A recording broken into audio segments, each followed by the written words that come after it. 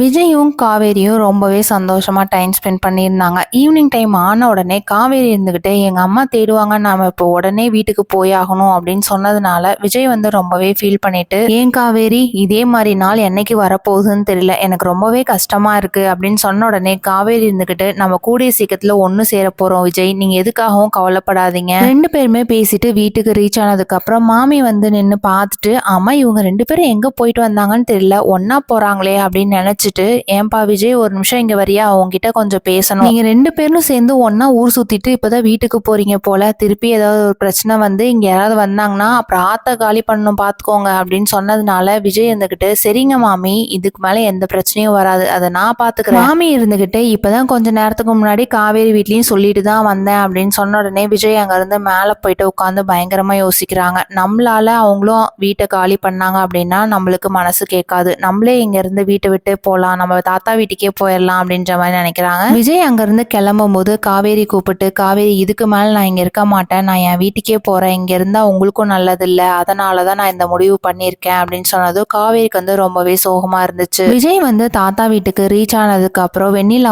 அவங்க மாமாவும் வீட்டுக்கு போலீஸ் எல்லாம் கூட்டிட்டு வராங்க. விஜய் வந்து போலீஸ் வரதெல்லாம் பார்த்துட்டு, ஆமா இப்ப எதுக்கு போலீஸ்ல நம்ம வீட்டுக்கு வராங்க அப்படின்ற மாதிரி நினைச்சிட்டு இருக்கும் போது வெண்ணிலா அவங்க மாமா இருந்துகிட்டு, வெண்ணிலாவோட அப்பா அம்மா சாவுக்கு காரணமே நீங்க தானே, அதனாலதான் நான் போலீஸ் எல்லாம் கூப்பிட்டு வந்திருக்கேன் அப்படின்னு சொன்ன உடனே விஜய்க்கு பயங்கரமா அதிர்ச்சி ஆயிடுச்சு. போலீஸ் இருந்துகிட்டு, எந்த ஒரு பதிலா இருந்தா நீங்க வந்து போலீஸ் ஸ்டேஷன்ல பேசுங்க, இங்க இருந்து பேசக்கூடாது விஜய் அப்படின்னு சொன்ன உடனே விஜய் வந்து அரெஸ்ட் பண்ணி கூட்டிட்டு போறாங்க. நீங்க வீக்கா ஃபேன்ஸா இருந்த அந்த வீடியோக்கு மறக்காம ஒரு லைக் போட்டுக்கோங்க. தேங்க்யூ.